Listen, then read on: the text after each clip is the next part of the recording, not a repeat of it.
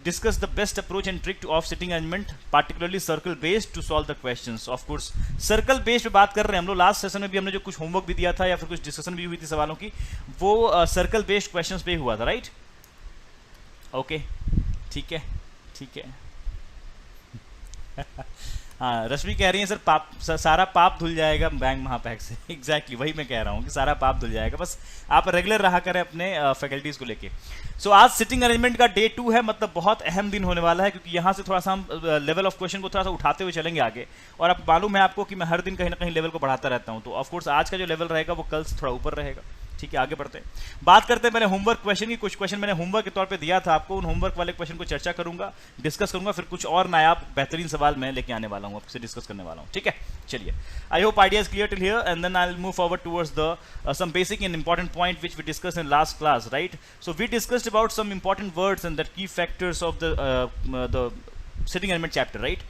What are the key points? What are the key factor which we need to keep in our mind while solving the question of sitting arrangement? That is who वाला जो word होता है, and वाला जो word होता है, या फिर who से related who, which, whose, whom, इस तरह के जो तमाम वर्ड्स होते हैं, इसका इस्तेमाल करना है हमें. इसका इस्तेमाल कैसे करते हैं उसमें बड़ा फ्रीक्वेंट रहना है डिसीजन मेकिंग में. वहाँ पे घबराना नहीं है भाई, इसका मतलब ये नहीं होता है, वो होता है. कंफ्यूज नहीं होना है. या फिर एंड को लेकर मैंने बताया था आपको कि एंड से और भी क्या क्या वर्ड है, एंड है, बट है, वाइल है, इस तरह के तमाम वर्ड्स का क्या इंपॉर्टेंस मैंने समझाया था आपको लास्ट सेशन में. इन सभी तमाम वर्ड्स को लेकर बिल्कुल डाउट में नहीं रहना है. मतलब आपकी जो फ्रीक्वेंसी होनी चाहिए और आपकी जो कह सकते हैं ना टाइम जो आप खर्च करते हैं सब चीज़ों इस तरह के सेंटेंस को कंक्लूड करने में, वो बहुत कम होना चाहिए. मतलब आपकी जो रिएक्शन टाइम होनी चाहिए बहुत कम होनी चाहिए, बिकॉज इस तरह के शब्दों को पढ़ने के बाद बच्चे ठहर जाते हैं. वो ठहरना नहीं है, बिकॉज आरआरबी की एग्जामिनेशन है और इसमें तमाम हर समय क्या होता है, बस रेस जो होती है वो ज़्यादा सवाल सॉल्व करने वालों की होती है और सही जवाब देने वालों की होती है. ठीक है, चलिए. सो मैंने हु की बात करी थी, मैंने एंड की बातें भी करी थी, राइट? हम समझा दिए थे आपको क्या क्या होता है इसका मतलब, और किस तरह से मैंने एग्जांपल भी दिया था, समझाया था सब कुछ. आगे बढ़ते हैं, बात करते हैं होमवर्क क्वेश्चन फर्स्ट. मतलब मैंने 3, 4, 5 क्वेश्चन में 3rd, 4th एंड 5th आपको होमवर्क के तौर पे दिया था. तो पहला सवाल होमवर्क वाला फटाफट डिस्कस करके दिखाता हूं आपको. करेक्ट आंसर क्या है आप मैच कर लीजिएगा एक बार. ओके, ठीक है. बोला गया 8 friends MNOPQRST are sitting around a circle facing centre. सब लोग कहां देख रहे हैं? सेंटर की ओर देख रहे हैं. फटाफट सवाल को सॉल्व करेंगे और ऑफ कोर्स हमेशा स्पेस रखेंगे दूसरे प्रोजेक्शन के लिए. हो सकता है कि फिलहाल सवाल में प्रोजेक्शन ना हो, लेकिन 8 लोग हैं तो हम एक स्पेस जरूर रखेंगे प्रोजेक्शन के लिए. दिमाग में लेके चलेंगे हमेशा कि भाई प्रोजेक्शन का स्पेस बना के रखो, प्रोजेक्शन हो सकता है. फिलहाल बहुत बहुआ सवाल दिख रहा है, लेकिन फिर भी will try to no keep space for projections also. 8 friends MNOPQRST are sitting around a circle facing center. First clue कह रहा है कि P sits third to the right of M. अब हम यहाँ क्या करने वाले हैं, सबको सेंटर की ओर दिखा देंगे. जो बच्चे फ्रेशर हैं वो खास तौर पे इस चीज़ का इस्तेमाल करेंगे, सभी लोगों को सेंटर की ओर दिखा देंगे और यहाँ पे हम M को पुट कर दिए, बिकॉज यहाँ जो P है वो डिपेंडेंट किस पर है, M है, और यहाँ पे M जो सभी लोग कहाँ देख रहे हैं, सेंटर की ओर. दैट मीन्स कि हम क्या करने वाले हैं, जो हम यहाँ पे जो बच्चे नए हैं उनको बता दूं मैं यहाँ पे M जैसे हम जिस भी एलिमेंट को उठाते हैं, जो पहला एलिमेंट जो हमारा होता है इसको हम बनाते हैं पहला एलिमेंट, उसके बारे में आपसे बोलूंगा कि आप क्या करें, उसको सबसे बॉटम स्पेस पे फिक्स करें. बिकॉज ये बहुत जरूरी है कि आप एक जगह चुन लेते हैं कि भाई यहीं से स्टार्ट करता हूं मैं सवाल को सॉल्व करना, ताकि दिमाग को भी ना मालूम रहता है कि भाई यहीं से स्टार्ट होता है, बस यहीं से चलना हमेशा के लिए. ठीक है ना? P sits third to the right of M. That means third मतलब क्या बताया मैंने, काउंटिंग नहीं करना है. बाकी दुनिया काउंटिंग करती है, आपको काउंटिंग नहीं करना है. अगर आप सौरभ सर के स्टूडेंट हैं तो आपको काउंटिंग नहीं करना. आप क्या करेंगे, बोला थर्ड तो बीच में रखेंगे 2 लोग, राइट हैंड साइड जाएंगे, 2 लोग छोड़ के क्या रख देंगे आप यहाँ पे लाके P रख देंगे. आगे बढ़ते हमारे पास P और M, हमारे पास कनेक्टिंग क्लू मिल चुके हैं. हमारे पास ये क्लू ऐसे हैं जिसका इस्तेमाल हम आगे भी करेंगे. फिलहाल हमारे पास नेक्स्ट कह रहा है and second to the left of S. And किसके लिए इस्तेमाल होता है भाई, फर्स्ट एलिमेंट के लिए होता है. दैट मींस कि यहाँ पे P को उठाएंगे और P को यहाँ पे लाके एडजस्ट कर देंगे. मतलब P को कहाँ लाके रखेंगे, एंड के बाद लाके P को रख देंगे. बोल रहा है P sit second to the left of S, और ये जो P है ना वो सेकंड लेफ्ट है S से. इसका मतलब साफ है कि P के सेकंड राइट में आपका S हो जाएगा. P is second left of S, मतलब S is second right of P. That means कि S will be coming here.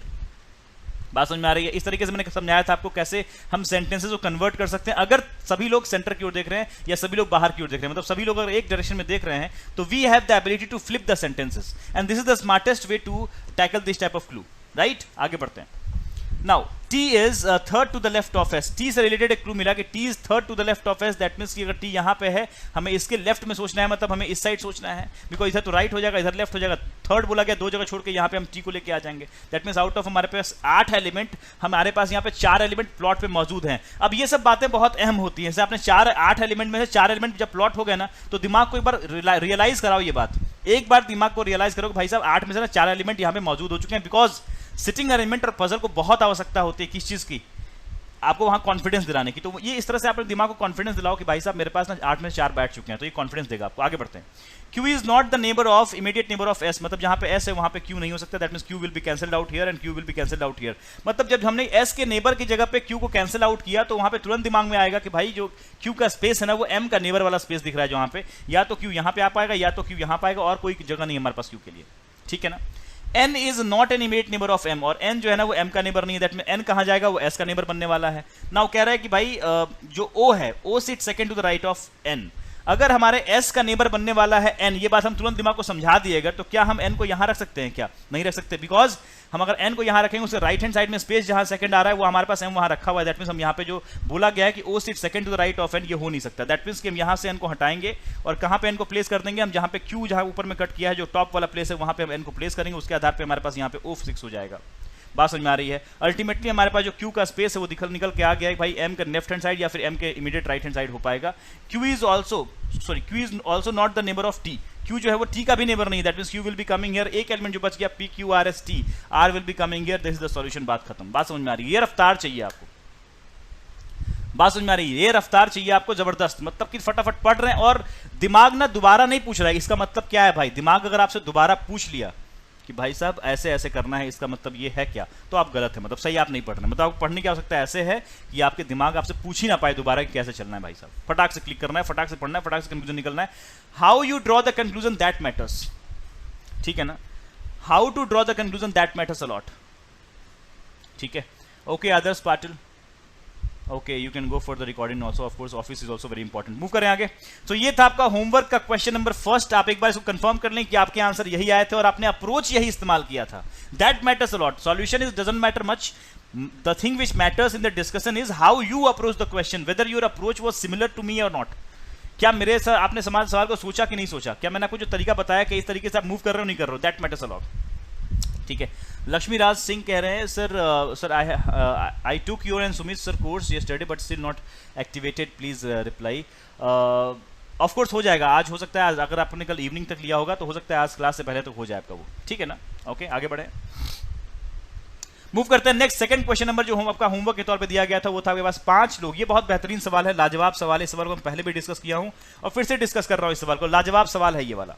बोल रहा है कि ABCDE are 5 boys and FGH are 3 girls sitting together in a circle facing center। यहाँ पे कितने लोग हैं? 8 लोग हैं, लेकिन इसमें बाइफिकेशन क्या है कि 5 लड़के हैं और 3 लड़कियां हैं। डिफरेंशिएट कर दिया गया सवाल में कुछ, ठीक है ना। A is the only boy seated between 2 girls, so now we'll try to start with this clue। पहले क्लू से स्टार्ट कर लेते हैं। हमारे पास 8 जगह है यहाँ पे, मेल फीमेल। मेल को मैं डिनोट करूंगा बॉक्स से और फीमेल को डिनोट करूंगा मैं कैसे, सर्कल से। ध्यान रखिएगा, ए इज द ओनली बॉय, और I have always said that only जब भी किसी सेंटेंस में आता है पूरे वर्बल रीजनिंग में, चाहे वो ब्लड रिलेशन हो, चाहे सिटिंग अरेंजमेंट हो, या पजल हो, या डायरेक्शन डिस्टेंस हो, कोई भी चैप्टर हो, ऑर्डर रैंकिंग हो, आप ओनली वर्ड का बहुत इज्जत किया करें, बहुत इज्जत करें, अदरवाइज बहुत बेइज्जती हो जाएगी आपकी।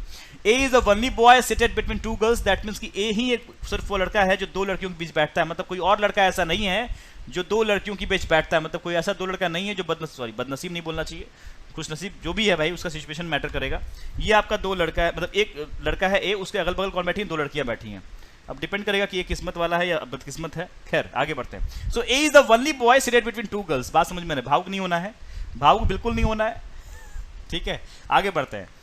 और मुझे मालूम है कि आप में से बहुत सारे बच्चों ने इस क्लू से स्टार्ट नहीं किया होगा। I am damn sure about this. जिन्होंने सॉल्व किया सवाल को, वो मुझे मालूम है कि आप इस क्लू से स्टार्ट नहीं किए, बिकॉज आपको लग रहा है इसमें एक ही एलिमेंट है। We can start with this because we can define the gender and we can move forward, right. हमारे पास इस क्लू को इस्तेमाल करने के बाद सिर्फ एक एलिमेंट हमारे प्लॉट में मिल रहा है, वो है ए। दैट मीन्स हमारा दायित्व क्या बनता है कि हम लोग ए से जुड़ा हुआ क्लू ढूंढने फटाफट। तो हमारे पास नेक्स्ट क्लू जो है बी और ई के बारे में बात कर रहा है, छोड़ दीजिए उसको। नेक्स्ट क्लू यहाँ पे एफ और एच के बारे में बात कर रहा है, छोड़ दीजिए उसको। यहाँ पे हमारे पास लास्ट में दिख रहा है ए के बारे में क्लू एक चर्चा कर रहा है कि भाई A is third left of B. A is third left of B, मतलब अगर A third left of B है मतलब B will be third right of A. बात समझिएगा, again we are flipping the sentence, again we are flipping the sentence. तो this is very much smartest way to tackle the clue, right.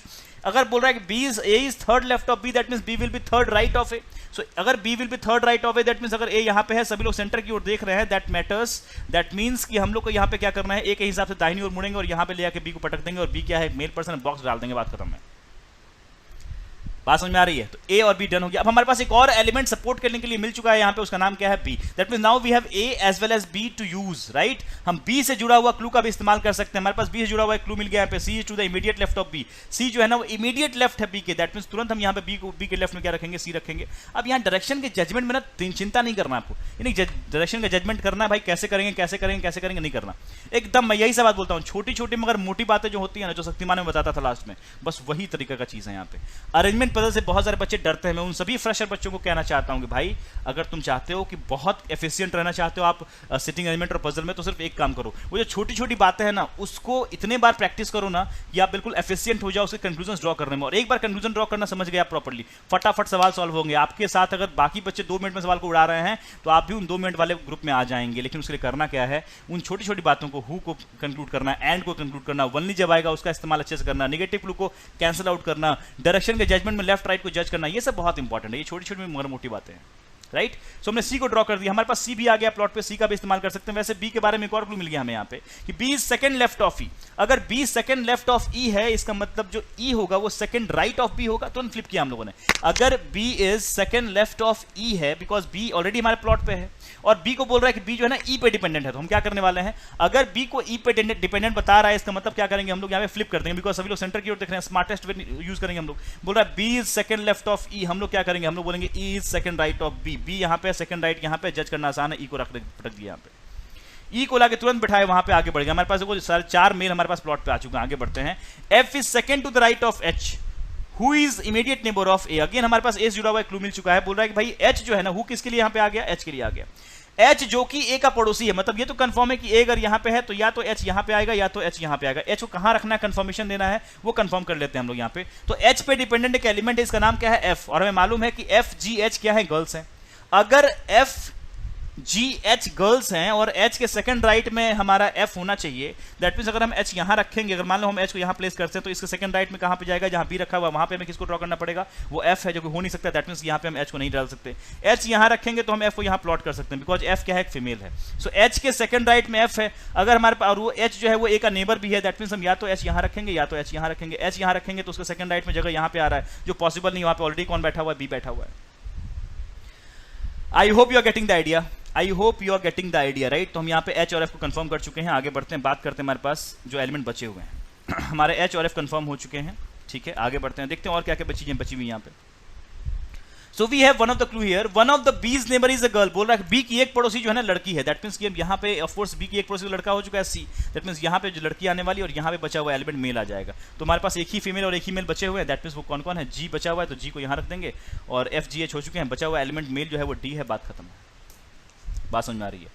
So this is how we need to proceed and further towards the solution of questions. मतलब मजाक में समझ रहे हैं? मतलब ये मजाक में समझते हैं। मतलब बउआ सवाल आया उसको उड़ा देंगे फटाक से, मतलब जैसे ही बउआ सवाल आएगा। बात समझ में आ रही है? फटाफट एकदम कंक्लूजन्स पढ़ना है, तुरंत रिएक्ट करना। रिएक्शन टाइम को घटाओ, नौकरी पाओ। बात खत्म। लोग बोलते हैं ये करो वो करो, मैं कहता हूँ रिएक्शन टाइम को घटाओ बस।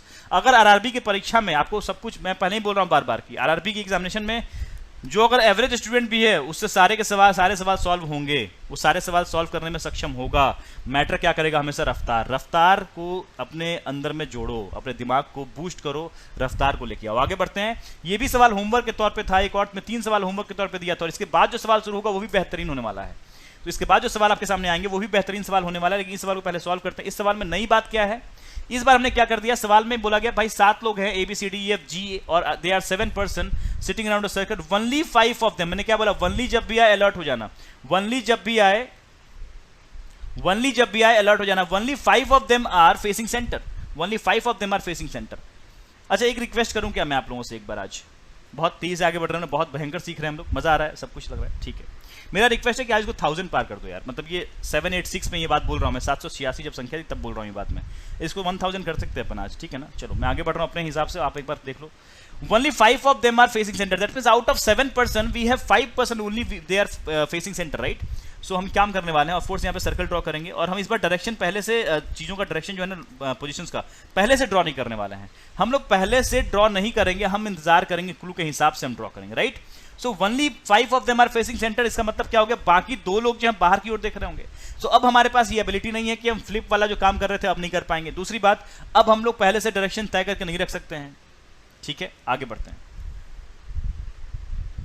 ठीक है, आगे बढ़ते हैं। C sits third to the left of D, बोल रहा है C sits third to the left of D and both of them facing centre, both are facing centre. मतलब यहां पे ये तो क्लियर है भाई, सी और डी के बारे में कोई तकलीफ है नहीं, शुरुआत में डायरेक्शन मिल चुका है, कोई दिक्कत नहीं, आगे बढ़ सकते हैं। C is third left of D का मतलब क्या, सॉरी यहां पे 7% है तो हमें एक मिटाना पड़ेगा, यहां पे 7% यहां पे है, तो बोला C is third left of D, that means मालूम डी यहां प्लॉट कर दिया। और थर्ड का मतलब क्या होता है, दो जगह छोड़ के यहां पे प्लॉट कर देंगे सी को, बिकॉज सी और डी के बारे में कंफर्मेशन है कि सी कहां देख रहा है, सेंटर की ओर। दैट मींस यहां कंफर्म है कि C is third to the left of D का मतलब क्या है, डी को हम अपने फिक्स पोजीशन पे फिक्स करेंगे, दैट मींस हम यहां पे फिक्स कर देंगे, कहां पे, हम डी को यहां पे सबसे बॉटम जगह पे रखेंगे यहां पे। Now C is third to left of D और डी यहां रखा थर्ड लेफ्ट, मतलब दोनों सेंटर की ओर देख रहे हैं, दैट मींस दो जगह छोड़ के तुरंत सी को रख दिया सामने हम लोगों ने, आगे बढ़ गए। Now E is neither to the neighbour of C not D, अब तुरंत यहां पे कैंसिल आउट करेंगे, तुरंत कैंसिल आउट करेंगे। बोला ई जो है ना, ना ही सी का पड़ोसी है ना ही डी का पड़ोसी है, कनेक्शन मिलना बहुत जरूरी है। दैट मींस कि यहां पे हम क्या करेंगे, डी कैंसिल आउट, सॉरी यहां पे हम ई को कैंसिल आउट कर देंगे और ई को यहां भी, हर जगह कैंसिल आउट करने की जरूरत तो नहीं है, बिकॉज हमारे पास ये दोनों एलिमेंट जो है ना सी और डी, दोनों के नेबर दो हमारे पास नजर आ रहे हैं। उसी हिसाब से हमारे पास जो एक जगह बचेगा ई के लिए, कौन सा बचेगा यहां पे, तो अल्टीमेटली ई को यहां लेके आना पड़ेगा, लेकिन ई की डायरेक्शन तय नहीं हुई है अभी तक, आगे बढ़ते हैं। The one who is sitting exactly between D and F is not facing the center. बोला D और F के ठीक मध्य बैठने वाला बंदा जो है ना, वो सेंटर की ओर नहीं देख रहा होगा तुरंत। अगर D यहां पे है तो D और F के ठीक मध्य तब बैठेगा ना, जो D को हम एक जगह छोड़ के बिठाएंगे D के साथ हिसाब से F, तो D अगर यहां बैठ गया है, इसका मतलब इसके हिसाब से जो F ड्रॉ करेंगे हम यहां पे ड्रॉ करेंगे। बात समझ में आ रही है? D के हिसाब से जब F ड्रॉ करने की बारी आएगी तो D के हिसाब से हम F को एक जगह छोड़ के बिठाएंगे, तभी तो D और F के मध्य में एग्जैक्टली बीच में बंदा दिखा सकते हैं कि ये बंदा जो होगा बाहर की ओर देख रहा होगा। बात समझ आ रही है? तो डी हमारे पास फिक्स ही था, एक जगह छोड़ के हमने एफ को बिठा दिया, आगे बढ़ गए। Now we have another element on the plot that is F. हमारे पास डी भी है, एफ भी है, सी भी है और ई भी है। इसमें डी और ई का डायरेक्शन तय है, ई और एफ का डायरेक्शन तय नहीं है। बात समझिएगा, आगे बढ़ते हैं। G is third to the right of A. Now G और ए हमारे पास है, ये बहुत इंपॉर्टेंट क्लू है यहाँ पे, and facing center. Now this is the most important clue in this particular question. सबसे इंपॉर्टेंट क्लू अगर कोई है यहाँ पे तो ये वाला है, G is third to the right of A and is facing center. Now हमने आपको कई बार समझाया है कि जब भी थर्ड बोला जाएगा इस सिचुएशन में कैसे जज करें कि हम जी और ए को कहां प्लेस किया जाए। अब एक बात समझिएगा, यहाँ पे बोला गया G is third to the right of A, that means third का मतलब क्या है, जी और ए के बीच में कितने लोग, दो लोग। मतलब अगर हम जी और ए को यहां प्लेस करते हैं, अगर जी यहां और ए यहां प्लेस करते हैं, कभी हो सकता है क्या? नहीं। क्या जी और ए यहां प्लेस कर सकते हैं क्या? नहीं। मतलब जी और ए यहां प्लेस कर सकते हैं क्या? हाँ।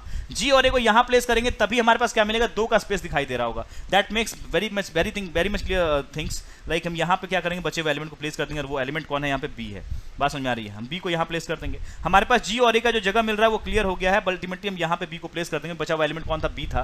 मतलब जी ऑब्लिक ए यहां लगाएंगे, ए ऑब्लिक जी हम यहां लगा देंगे। बात समझ में आ रही है? ये हमारे पास जगह होगा। हम डायरेक्शन कैसे तय करें, हमारे पास एक क्लू बचा हुआ है, बोल रहा है one of the immediate neighbour of B is not facing the centre. B का एक पड़ोसी सेंटर क्यों नहीं देख रहा है, खैर उससे हमारे पास ये कंफर्म हो जाएगा। ये सेंटर देख रहा है तो यहाँ पे ई बाहर देख रहा है, दो लोग बाहर देखने वाले मिल चुके हैं, इसका मतलब ये बंदा सेंटर की ओर देखेगा। अब हमें जी और ए को तय करना है कि जी के हिसाब से जो बोला गया, G is third to the right of A, मतलब ए के हिसाब से जी को बिठाना है और ए के हिसाब से जी जो है वो थर्ड राइट में है, ठीक है ना। हम ए को कहां प्लेस करना चाहिए, हमें ए को कहां प्लेस करना चाहिए, देख लीजिए यहाँ पे आप, हमें ए को कहां प्लेस करना चाहिए। अगर हम ए को यहां प्लेस कर सकते हैं तो थर्ड राइट में हमारे पास जी है। बात समझ में आ रही है? तो जी और ए को हम यहां प्लेस कर देंगे, right. I hope idea is clear, ठीक है ना। यहां पे हम क्या करेंगे, हम यहां पे ए को प्लेस कर देंगे, यहां पे जी को प्लेस कर देंगे, बात खत्म, ठीक है। So E and A will be facing outside, rest of the people will be facing inside, that's it. यहां पे and is facing centre, that means कौन सेंटर देखेगा भाई, जी को सेंटर की ओर दिखाना है, ध्यान रखिएगा, जी को सेंटर की ओर दिखाना है, इसलिए हमने जी को यहां पे प्लेस किया। अगर हम ए जी को यहां प्लेस करेंगे तब भी हम ए को यहां प्लेस करेंगे, तब भी ए के थर्ड राइट में जी आएगा, यहां ए को रखेंगे तब भी ए के थर्ड राइट में जी आएगा। लेकिन they have said that and is facing centre, and किसके लिए है, जी के लिए, मतलब जी जो है ना वो सेंटर देखना चाहिए, that means G can not be here, G को यहां नहीं प्लेस कर सकते हम लोग, बिकॉज इस प्लेस वाला बंदा जो है बाहर की ओर देख रहा है, जी को हमें अल्टीमेटली वहां रखना पड़ेगा, वो जो जी होगा वो आपका थर्ड राइट ऑफ ए हो जाएगा, that means this is the solution. I hope idea is clear. तो ये था आपका होमवर्क क्वेश्चन। अब एक बार कंफर्म करो बातें क्लियर हैं यहां तक। अब मैं दूंगा आज का सवाल।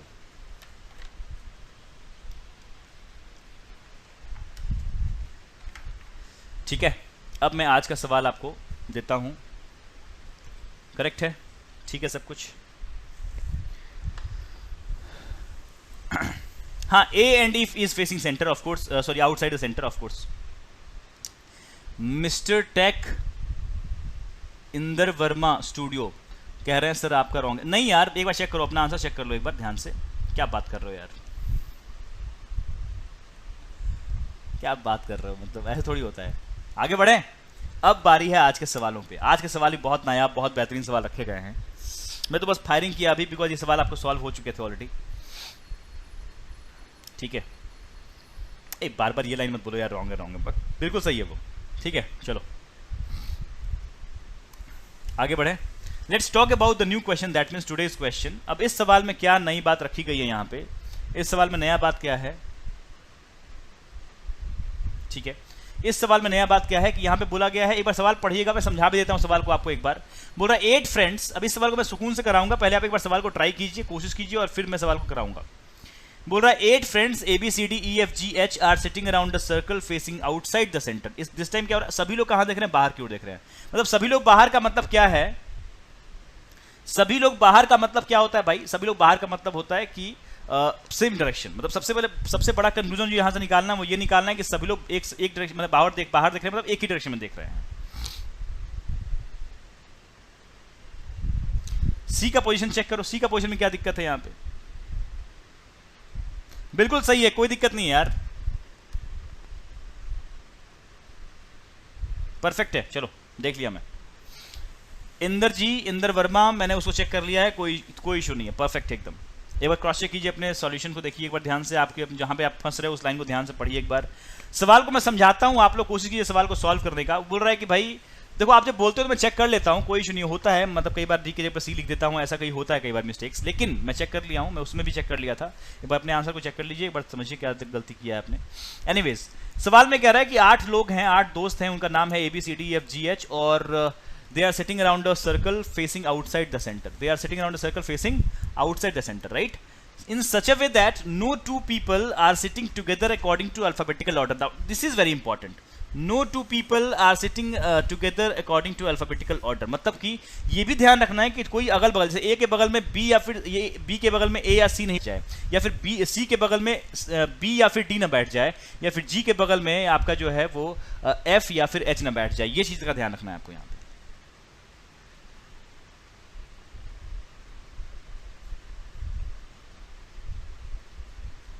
Okay, so it's a very easy question. इसी का विकराल रूप भी दिखाऊंगा मैं आने वाले सेशन में, टेंशन मत लो।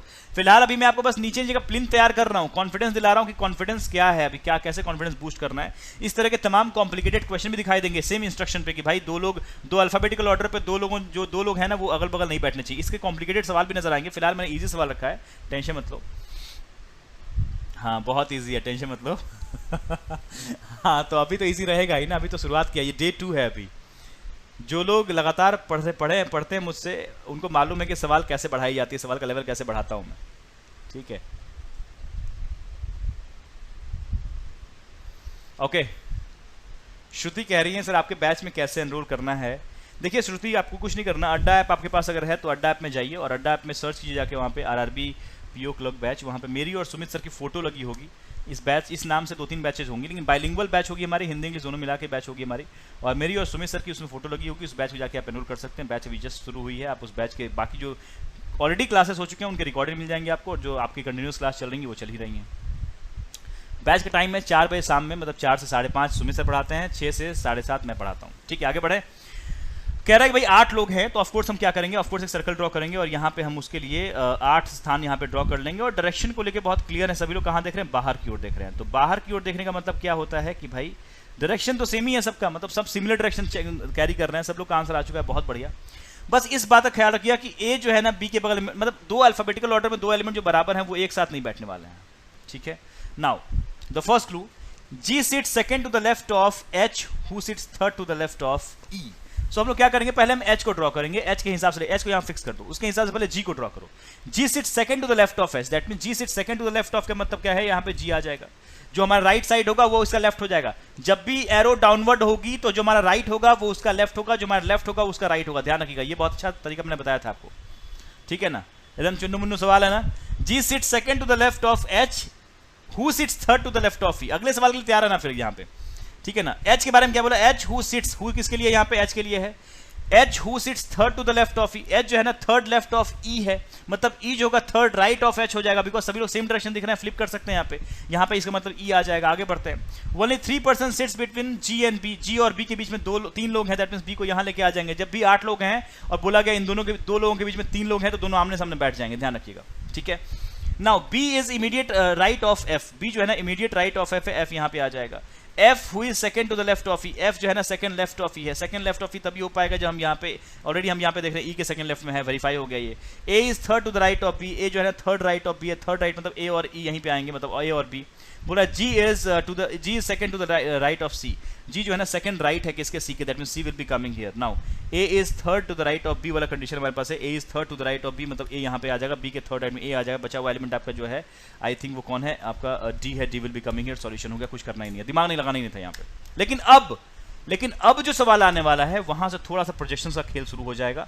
अब रेडी रहेगा सवाल को, यहां तक मैंने आपको थोड़ा सा मजबूत कर दिया है, मतलब आप थोड़ा सा धनाधन फाइनिंग करने वालों बच्चों में से आ चुके होंगे आप लोग, कॉन्फिडेंस आपका बूस्ट हो चुका होगा। आई थिंक कि आप सभी लोग अब तैयार होंगे किस सवाल के लिए, मतलब सोचिए आधे घंटे मैंने 4 सवाल डिस्कस कर लिए, समझ रहे हैं बात, जबरदस्त फायरिंग की हम लोगों भी लगातार, और इसमें आपका भी बहुत बड़ा सपोर्ट है, आपका भी बहुत बड़ा हाथ है। अब करना क्या है, यहाँ से हमें मूव करना है और बात करना है अब कुछ नए सवालों की, मतलब कुछ बेहतरीन सवालों की, ठीक है। आगे बढ़ते हैं, बात करते हैं इस सवाल की। अब ये सवाल आपको नजर आ रहा होगा फिलहाल आपके स्क्रीन पे, और ये सवाल इंग्लिश और हिंदी दोनों में ही है। बस मुझे करना ये है कि मैं अभी फिलहाल यहाँ से गायब होने वाला हूँ, ठीक है। अब सवाल में क्या कह दिया है, बोल रहा है कि 8 person are there, A B C D E F G H, and they are sitting around a circular table with equal distances between them but not necessarily in the same order. Some of them are, now some of them are facing center and some of them are facing outside the center. now यहाँ से main सिलसिला शुरू होगा। अगर सवाल को आपको हिंदी में भी पढ़ना है, हिंदी वाले बच्चे भी सवाल को चाहते हैं अपने स्क्रीन पे, तो मुझे बस थोड़ी देर के लिए गायब होना पड़ेगा। मैं आपको इस सवाल में टाइमर लगा के दे रहा हूँ, मतलब आपके स्क्रीन पे तो टाइमर नहीं आएगा लेकिन मेरे पास टाइमर लग जाएगा। आप कितना समय चाहते हो बता दो मुझे आप, या फिर मैं कहता हूँ कि 3 मिनट के लिए मैं सवाल को रखूँगा स्क्रीन पर, फिर डिस्कस करूँगा, ठीक है। मैं अपने पास टाइमर स्टार्ट कर रहा हूँ, मैं अपने आप को गायब कर रहा हूँ, तभी जाके हिंदी में दिखा पाऊंगा एक बार में।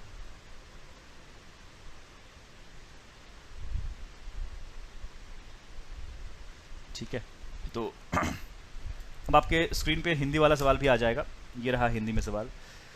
सो अब सभी लोग शायद यहाँ पे सवाल देख सकते हैं, राइट।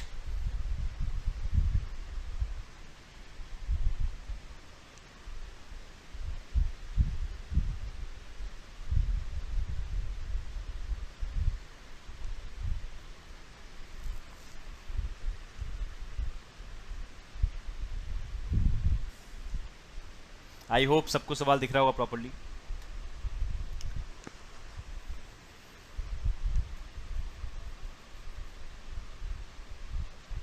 नहीं, मैं दोनों लैंग्वेज करके लिए आया हूँ, टेंशन मत लो, बिल्कुल दोनों लैंग्वेज आपके पास हैं, हिंदी इंग्लिश दोनों आपके पास हैं, आराम से सॉल्व कीजिए सवाल को, ठीक है। अगर हिंदी में किसी लाइन में थोड़ी सी भी आपको त्रुटि नजर आए तो एक बार इंग्लिश वाला लाइन पढ़ के थोड़ा कंफर्मेशन ले लीजिएगा, हो सकता है थोड़ा बहुत इधर हो सकता है, थोड़ा बहुत हो सकता है, ज़्यादा नहीं।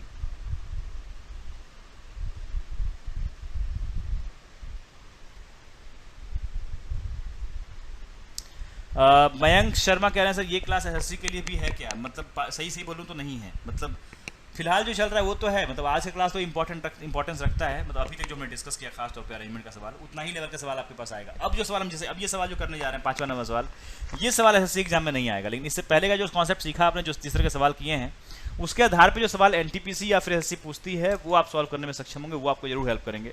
अब जो यहाँ सवाल नंबर 5 से जो अब सिलसिला शुरू हुआ है वो प्रॉपर्ली बैंक में एंटर कर चुके हैं हम लोग। उससे पहले हम लोग माहौल तैयार कर रहे थे, अपने आप को इन्वॉल्व कर रहे थे आपके सिटिंग अरेंजमेंट में, सबको कंफर्टेबल किया मैंने पहले। अब कंफर्टेबल करने के बाद अब सबको मैं रुलाऊंगा धीरे धीरे नहीं रुलाऊंगा नहीं, टेंशन मत लो, हो गया।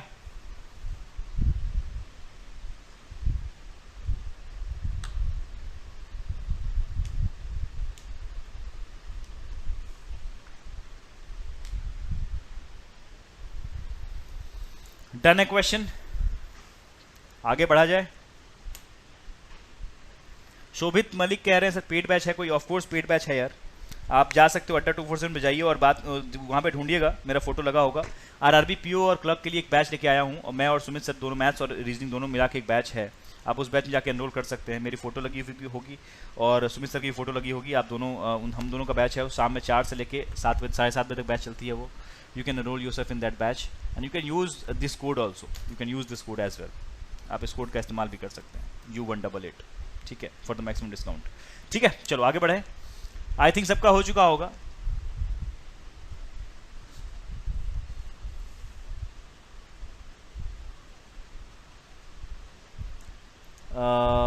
प्री के लिहाज से बेहतरीन सवाल है। आपको लगता है ना कि क्या आएगा क्या आएगा, अरे प्री में ऐसा ही सवाल आता है, ज़्यादा दोचा नहीं करते वो लोग। मैं क्या बोल रहा हूँ, जो लोग सॉल्व कर पा रहे हैं इसको 1.5 से 2 मिनट के अंदर, जो लोग सॉल्व कर पा रहे हैं वो सही दिशा में चल रहे हैं। जो लोग 2 मिनट में सॉल्व नहीं कर पा रहे हैं मतलब कि ठीक है, मतलब उनको थोड़ा सा काम करने की आवश्यकता है और। ठीक है, चलें, मैं हिंदी में सवाल को हटा दिया हूँ ताकि अब मैं सवाल को सॉल्व कर पाऊँ और मैं ही प्रकट हो जाऊँ, ताकि सवाल को डिस्कशन अच्छे से हो जाए। और मैं ये प्रकट हो गया और यहाँ से काम शुरू कर देते हैं अपन। ठीक है, सो बोल रहा है 8 friends ABCDEFG and H also, they are sitting around a circular table. मतलब ये 8 लोग एक सर्कल के अराउंड बैठे हुए हैं और तमाम लोग इक्वल डिस्टेंस बैठे हुए हैं। बहुत ज़्यादा मैटर नहीं करता ये लाइन, मैटर करता है ये लाइन कि some of them are facing centre and some of them are facing outside the center, that is very important. तो यहाँ पे हम क्या करेंगे, इस तरह के सवाल जब भी हम ये सेंटेंस पढ़ेंगे ना, some of them are facing centre and some of them are not facing the center, always will try to do one thing, will try to draw two projections in this. कम से कम 2 projection लेके हम start करेंगे यहाँ पे, और दोनों लोगों के लिए भी हम यहाँ पे 8 स्थान यहाँ पे ड्रॉ कर देंगे।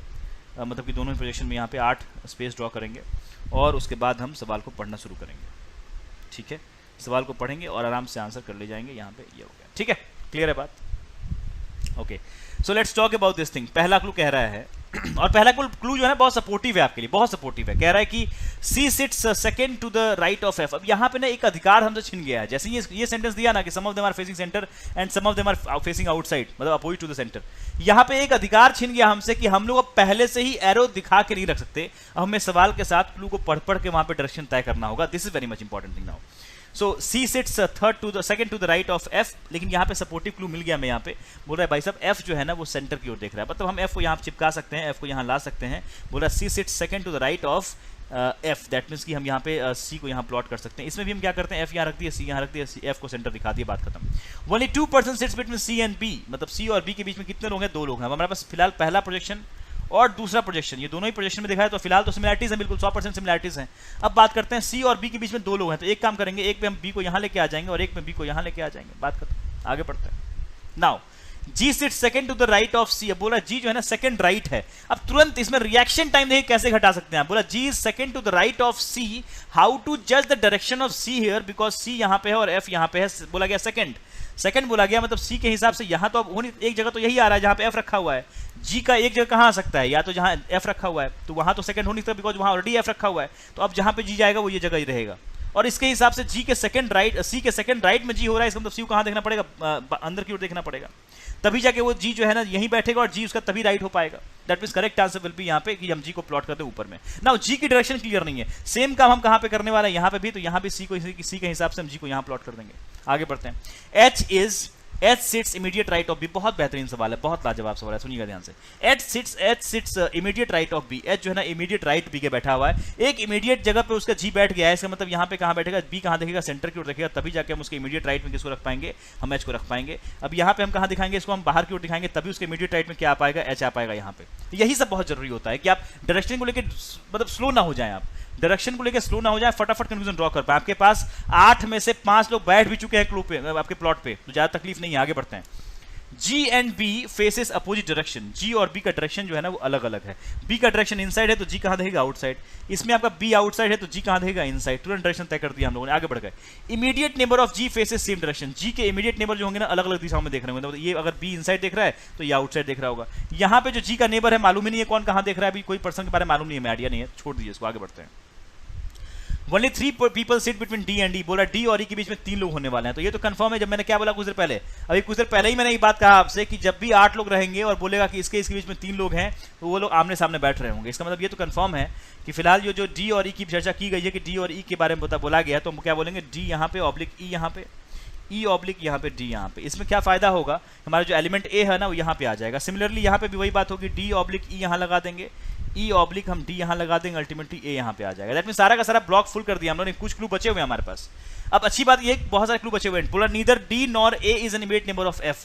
ना ही D और ना ही आपका जो है A वो F का पड़ोसी होगा। अब देखो यहाँ पे ना ही D और ना ही आपका A पड़ोसी होगा एफ का, मतलब जो पोजीशन फर्स्ट है वो तो रॉन्ग हो जाएगा यहाँ पे, बिकॉज किसी ना किसी कंडीशन में मान लो हम ए को नहीं रख पाएंगे यहाँ पे, हम अगर मान लो डी और ई को में से हम यहाँ ई को चुन लेते हैं और डी को यहाँ कंफर्म कर देते हैं, यहाँ पे ई को कंफर्म करते हैं, यहाँ पे डी को कंफर्म करते हैं, इन सारे सिनेरियोज में ए को तो अल्टीमेटली यही आना पड़ेगा ना, जो सब बर्दाश्त नहीं है इसको। इसने क्लू में कह दिया कि भाई neither D nor A is an even number of F, that means कि now position first will be cancelled out. Now we need to concentrate on the second position only.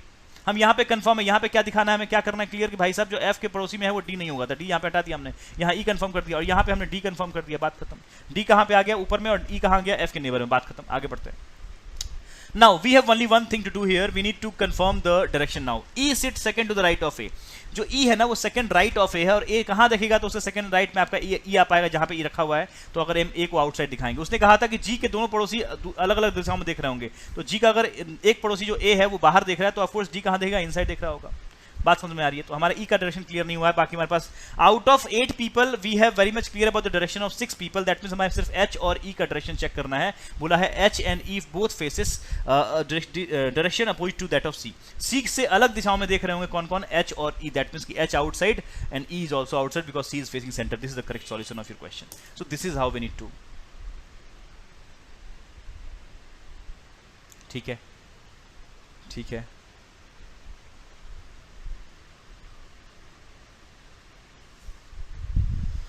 श्यामली वर्मा कह रही है सर स्टार्ट से class करना है। कुछ नहीं करना, स्टार्ट से क्लास करना है तो आप उस बैच को ज्वाइन कीजिए जो एक हफ्ता क्लास हुई है, उस एक हफ्ते को रिकॉर्डिंग देखिए और लगातार क्लास से बने रहिए। जो मैं बता रहा हूँ 4 से जो 7:30 चल रही है बैच मैथ्स और रीजनिंग की, उस बैच में अपने आप को एनरोल कीजिए। सुमित सर मैथ्स पढ़ा रहा है, मैं रीजनिंग पढ़ा रहा हूँ, उस बैच में एनरोल कीजिए अपने आप को जल्दी से, लेट मत कीजिएगा।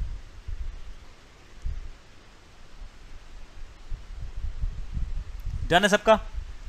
Everybody got the solution, same answer. G's neighbour face same direction बोला गया क्या?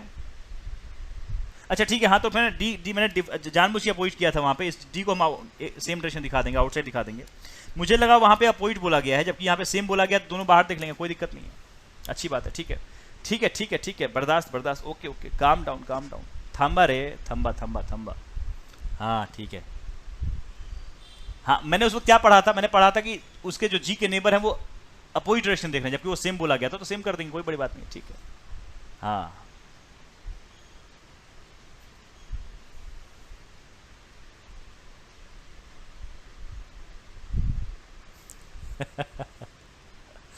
आगे बढ़े, एक और सवाल दिया जाए। We have time so will go for one more question. आइए एक और सवाल देखते हैं।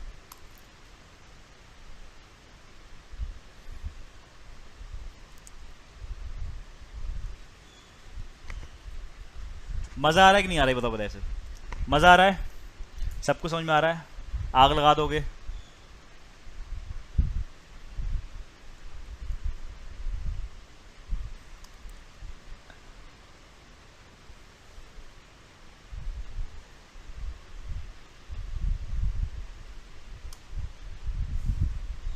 आगे बढ़े, चलो एक और सवाल लेते हैं। क्वेश्चन नंबर आपका जो 6 है आपके स्क्रीन पे है और फिर से मुझे गायब होना पड़ेगा, तो मैं गायब हो रहा हूं, सवाल को सॉल्व कीजिए ध्यान से।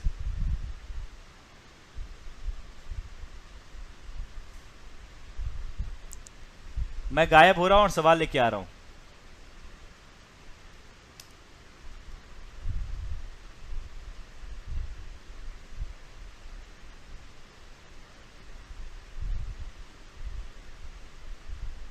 मैं अंतर ध्यान हो चुका हूं, जल्दी से आप सवाल को सॉल्व कीजिए।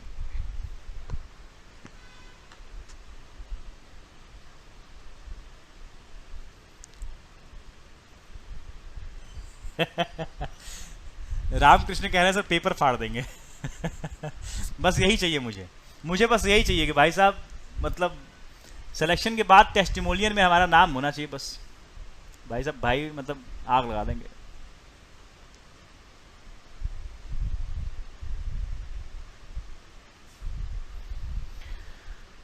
प्रदीप कह रहे हैं सर फीस फॉर बैच मतलब मनी फॉर बैच, मतलब फीस जो है बैच की यार वो 1300 के आसपास है, 1300 के आसपास है फीस। जितनी फीस दिखाई दे रही होगी उसको छोड़ देना, आप उस कोड का इस्तेमाल कर लेना जो कोड आपको नजर आ रही है फिलहाल यहाँ पे। इस कोड का इस्तेमाल करोगे तो वो 1300 के आसपास आ जाएगा, कुछ 1300-1400 के आसपास वो बैच मिलेगा आपको।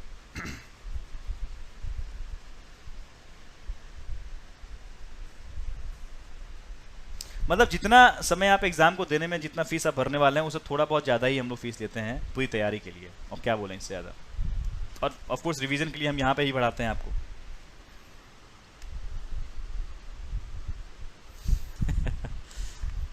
सवाल सॉल्व करें प्लीज। बोल रहा है कि 8 दोस्त फिर से हैं और इनका नाम है ABCDEFGH और they are sitting around circular table with equal distance. Same type का सवाल है लेकिन थोड़ा सा हो सकता है उस सवाल से।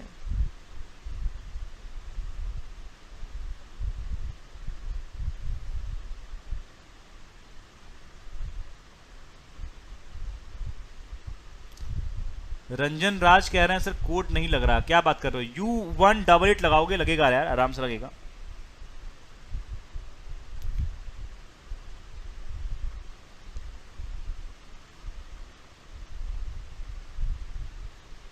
क्या बात कर रहे हो रंजन? जितना जो भी कोड लगा रहे हो आप उससे हमेशा ज़्यादा डिस्काउंट मिलेगा आपको हमारे कोड पे। U188 लगा सकते हो, एक बार देख लेना। नहीं लग रहा है तो फिर जो भी लगाना लगा सकते हो आप। मतलब मैं बता रहा हूँ, मेरा एक फर्ज है बताना कि आप फैकल्टी कोड्स के जरिए जाएंगे, ज़्यादा बेटर होगा आपके लिए। डन, सब लोगों ने सॉल्व कर लिया सवाल को।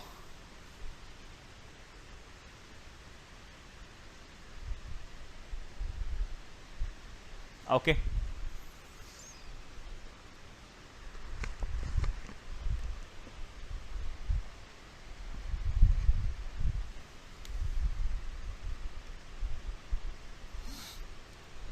सो काफ़ी लोगों की तरफ से डन आ चुका है। So let us discuss this question now. बोल रहा है कि भाई 6 लोग हैं, सॉरी 8 लोग हैं और वो सभी लोग कहाँ देख रहे हैं? मिक्स है इस बार फिर से। Some people are facing centre and some people are facing outside the centre. Again they have given this type of clue जहाँ पे कि सब लोग जो है एक डायरेक्शन में नहीं देख रहे हैं। सो मैं फिर से प्रकट हो गया हूँ और सवाल को डिस्कस कर रहा हूँ। ठीक है, चलो।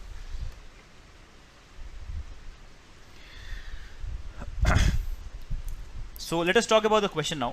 फिर से हम क्या करने वाले हैं? 2 प्रोजेक्शन यहाँ पे ले लेंगे, 2 प्रोजेक्शन का स्पेस यहाँ ड्रॉ करेंगे। 1 2 3 4 एंड यहाँ पे सब दोनों में ही 8-8 जगह ड्रॉ कर लेंगे इस तरीके से। 1 2 3 4 एंड देन यहाँ पे। ओके चलिए, पहला क्लू क्या कह रहा है इस बार? देखो क्या इस बार क्या अच्छी बात है, क्या सीखना है हमें इस सवाल से? हमें क्या सीखना है यहाँ पे? We need to learn if we are not provided with the direction, initial direction, that like in previous question we can see this, we have observed that we were provided with the initial direction। वहां पे था ना F को लेके clue था, यहाँ पे देखिए, यहाँ पे F को था, F is a center। लेकिन अगर इस सवाल की बात करें हम लोग तो इस सवाल में we are not very much sure about the direction of initial element or any element I can say। अगर ऐसा सिचुएशन क्रिएट होगा तो क्या करेंगे अपन? हम 2 पोजीशन लेके स्टार्ट करेंगे। B sits third to the left of A in the sense, एक बार हम A को सेंटर दिखाएंगे, एक बार हम A को आउटसाइड दिखाएंगे। और चूंकि हमारा जगह जो है फिक्स है तो हमारे लिए चिंता करना बहुत बड़ा बात नहीं है। हम तुरंत A को चिपका दिया 2 जगह पे। बात समझ में आ रही है? बहुत बढ़िया से। Now B sits third to the left of A। Now B sits third to the left of A, that means if A is facing center, third का मतलब क्या होगा? आपके लेफ्ट हैंड साइड में, जो आपका इधर लेफ्ट हैंड है, और थर्ड बोला गया 2 जगह छोड़ के यहाँ पे हम B को बिठा देंगे और बोला गया B sits third to the left of A। I hope idea clear, ठीक है ना? इस सिचुएशन में क्या करने वाले, अपने राइट हैंड साइड लेके जाएंगे और बी को यहाँ प्लेस कर देंगे। आगे बढ़ते हैं। बोला only 3% sits between B and H.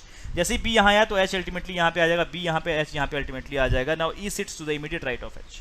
E जो है ना वो इमीडिएट राइट है एच की। अब एच के इमीडिएट राइट में ई तभी हो पाएगा जब एच कहाँ देखेगा? सेंटर की ओर। यहाँ पे हम ई को लेके आ पाएंगे। इस कंडीशन में क्या है? एच को बाहर दिखाएंगे तभी जाके ई यहाँ पे आ पाएगा। लगभग सिमिलर क्वेश्चन, ध्यान दीजिएगा। Only 1% sits between E and D, और ई और डी के बीच में सिर्फ एक लोग हैं। That means D will be coming here, D will be coming here. आगे बढ़ते हैं। The immediate neighbours of E faces opposite direction. E के जो इमीडिएट नेबर्स है वो कहाँ देख रहे हैं? अपोजिट डायरेक्शन फेस कर रहे हैं। दैट मींस अगर एच इनसाइड है तो ये बंदा जो यहाँ पे आएगा वो आउटसाइड देख रहा होगा। अगर यहाँ पे एच आउटसाइड है तो ई के इधर वाला बंदा कहाँ देख रहा होगा? इनसाइड देख रहा होगा। Now G is second to the right of D. G is second to the right of D, that means G will be coming here. D is second to the right of D, that means यहाँ पे G will be coming here. अब ये बात मैं कैसे कह दे रहा हूँ कि G यहीं पे आएगा? बिकॉज मैंने कहा है आपसे, जब भी बोलेगा सेकंड, इसका मतलब क्या होता है? एक जगह छोड़ के। अब D चूंकि यहाँ पे ऑलरेडी फिक्स है और यहाँ पे D के हिसाब से इस साइड में दिख रहा है कि यार यहाँ पे ऑलरेडी एक जगह छोड़ के E बैठा हुआ है, इसका मतलब G को यहीं लेके आएंगे ना।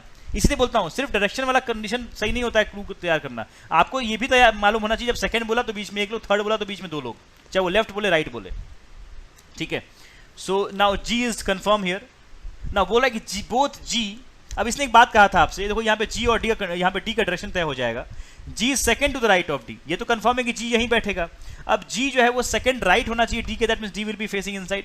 यहाँ पे D will be facing outside, तभी जाके D इसके थर्ड सेकंड राइट में हो पाएगा, राइट? आगे बढ़ते हैं। Both G and C faces same direction as H। Both G and you can see सी, दोनों ही एच की तरह का डायरेक्शन देख रहा है। दैट मीन्स यहाँ पे एच अगर इनसाइड देख रहा है, यहाँ पे एच डी इनसाइड देख रहा है, तो चलो जी इनसाइड देखेगा। ऑफ कोर्स यहाँ एच इनसाइड तो यहाँ पे जी भी इनसाइड। अभी सी हमारे प्लॉट पे आया ही नहीं है, इस अगर यहाँ पे तो एच आउटसाइड तो यहाँ पे जी भी आउटसाइड। जी जब भी सी जहाँ पे आएगा वहाँ पे सी भी कहाँ देगा, आउटसाइड देखने लगेगा। क्लियर है बात, आगे बढ़ते हैं। Immediate neighbour of F faces opposite direction. F के जो इमीडिएट नेबर है वो अपोजिट डायरेक्शन देख रहे होंगे, हमारे पास एफ प्लॉट में मौजूद नहीं है। ई फेसेस इनसाइड, ई जो है सेंटर की ओर देख रहा है, that means E will be facing inside, यहाँ पे भी E will be facing center. D faces a direction opposite to that of B. जो डी है वो ई से सॉरी बी से अलग दिशा देखता है। हमारे पास जो डी है वो आउटसाइड देख रहा है, तो B will be facing centre. यहाँ पे अगर D will be facing centre, that means B will be facing outside, because D और बी का डायरेक्शन जो रहेगा अपोजिट रहेगा। बात समझ में आ रही है? हमारे पास जो लोग तैयार अभी प्लॉट पे बैठे हुए हैं वो 6 लोग हैं, अभी 2 लोग हमारे प्लॉट पे नहीं आ पाए हैं, ठीक है ना। हमारे पास अभी तय करना है किसके बारे में बात तय करनी है, हमारे एफ के बारे में तय करनी है। बोला immediate neighbours of F faces opposite direction. हमारे पास एफ रखने का जगह या एफ रखने का जगह हमारे पास यहाँ पे भी है। इन दोनों ही सिचुएशन में जो हमारा फर्स्ट प्रोजेक्शन है वो क्या हो जाएगा, कैंसिल आउट हो जाएगा। रीजन क्या है कैंसिलेशन का, बिकॉज अगर हम एफ को यहाँ प्लेस करते हैं तो भी एफ के दोनों सेंटर की ओर देख रहे हैं, एक ही डायरेक्शन देख रहे हैं। अगर हम एफ को यहाँ प्लेस करते हैं तो भी हमारे पास जी और ए जो उसके नेबर्स हैं वो सेंटर की ओर देख रहे हैं। दैट मींस ये तो एक्सेप्टेबल ही नहीं है। Now we need to choose a place where हम जहां पे कि हम एफ को बिठा सके और साथ ही साथ एफ के हिसाब से उनके नेबर जो होने चाहिए, एटलीस्ट जहां पे भी एफ बैठे वो एफ के लिए ऐसा जगह दिखाई दे, मिले हमें ऐसा जगह जहां पे कि दोनों ही एलिमेंट उनके नेबर वाले अलग अलग दिशा देख रहे होंगे। बिकॉज ये क्लू कह रहा है यहाँ पे साफ साफ कि F immediate neighbor of f faces up direction. That means if we'll try to fix this f here, if we'll try to fix this f here, both the neighbors of f are facing same direction. But if we'll try to put f here, of course we can see that हमारा f का जो दोनों पड़ोसी है d और e दोनों अलग अलग डायरेक्शन को देख पा रहे हैं। That means now we are very much sure about the direction of and position f. So बचा हुआ एलिमेंट जो होगा वो यहाँ पे आ जाएगा g और a के मध्य में, g और a के बीच में। वो एलिमेंट कौन है देख लीजिए आप, a b c, c बचा हुआ है, c यहाँ पे आ जाएगा। c के बाद डायरेक्ट बाद में कुछ कहा भी था उसने कि g और c h की तरह का डायरेक्शन फेस करेंगे। अगर h आउटसाइड है, g आउटसाइड है, तो c will be also facing outside. Now the person who are facing inside is, हमारे पास b है, b e f जो है वो फेस कर रहे हैं इनसाइड, बाकी सब कर रहे हैं outside. This is your correct answer. I hope You got the idea how to fetch all the questions of sitting arrangement. मजाक में अरेंजमेंट के सवालों को कैसे हम कॉन्फिडेंस में ले सकते हैं, ये आई थिंक कि आपको ये बातें समझ में आ चुकी होंगी, राइट। सो सेकंड पॉसिबिलिटी और एजुकेशन जो आपका है वो करेक्ट आंसर है और इससे आप सभी लोग इत्तेफाक रखते होंगे। आपको काफ़ी अच्छा लगा होगा सेशन में। अब मैं आपसे रिक्वेस्ट करता हूँ पूरा पढ़ाने के बाद कि जिन पापियों ने अब तक सेशन को लाइक नहीं किया है लाइक कर दो। शेयर करना नहीं बोलूँगा अब, लेकिन लाइक करने जरूर बोलूँगा क्योंकि भाई मुझे भी अच्छा लगता है देखने में, समझ रहे हो। मतलब एक मुझे भी पॉजिटिव बोलता हूँ, लेकिन आप बॉटम से स्टार्ट करो, पॉजिटिव आपको एक एनर्जी मिलेगी, एक कॉन्फिडेंस मिलेगा। वैसे मुझे भी यहाँ पे लाइक देख के थोड़ा सा अच्छा लगता है, बात समझिए, है ना। हमारा भी ख्याल रखिए आप लोग। वैसे तो खुद ही कर देना चाहिए, आप रेगुलर स्टूडेंट जो हों आपको मालूम होना चाहिए कि कितने एनर्जी में और कितने प्रॉपर्ली डिस्कस किया जाता है हर चीज़ यहाँ पे, तो आपको कर देना चाहिए। बात समझ में आ रही है? हाँ। संडे वाले मूक का डिस्कशन यार मैं क्या बोलूं, कल मैं स्टार्ट किया लेकिन भाई बारिश चक्कर में से बर्बाद हो गया और किस्मत देखो, मतलब इंपॉर्टेंट था कल, कोई बात नहीं। अभी इस सैटरडे या संडे हम लोग फिर से मूक प्लान कर रहे हैं। ऑल इंडिया मूक टेस्ट फिर से होने वाला है सैटरडे संडे, हम लोग फिर से प्लान करने वाला है। So be ready for that also. या तो सैटरडे रहेगा संडे रहेगा, मोस्टली इस बार सैटरडे प्लान कर रहे हैं ताकि संडे को या फिर हम सैटरडे को ही उस बार मूक का सोल्यूशन भी दे दें आपको, वीडियो सोल्यूशन, ठीक है।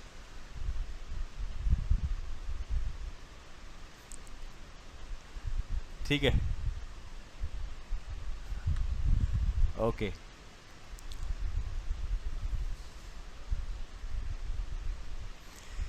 तो देखो अभी हम क्या स्ट्रैटेजी लेके चल रहे हैं हम लोग यहाँ पे। सभी बच्चे ध्यान सुनिएगा बातों को। अभी निकलने से पहले, क्लास से निकलने से पहले एक बार ध्यान सुन लीजिए मैं क्या करने वाला हूँ। से आज हमने सर्कल पे बात किया ना, तो पहले बेसिक काम हम लोग करेंगे अभी स्क्वायर पे, स्क्वायर रेक्टेंगल पे नेक्स्ट बात करने वाले हैं, ट्रायंगल पे बात करेंगे, फिर हम लोग इनसाइड आउट, फिर हम लोग बात करने वाले हैं उस सवाल पे। अभी वेरिएबल्स नहीं ऐड करेंगे हम लोग, एक बार हम लोग बिना वेरिएबल के सारे सवाल कर लेंगे और फिर हम सर्कल के सवाल फिर से स्टार्ट करेंगे और फिर वहां पे वेरिएबल्स ऐड कर देंगे। So this will be the strategy to understand and to get the chapter properly. No, इस तरीके से चलेंगे तो हम चैप्टर हमारे लिए बहुत कंफर्टेबल रहेंगे चैप्टर में आगे भी हम लोग। so, पहले हम हर एक लेवल पे प्लिंथ मजबूत कर लेंगे और फिर आगे बढ़ेंगे। आई होप आइडिया क्लियर होगा सभी को।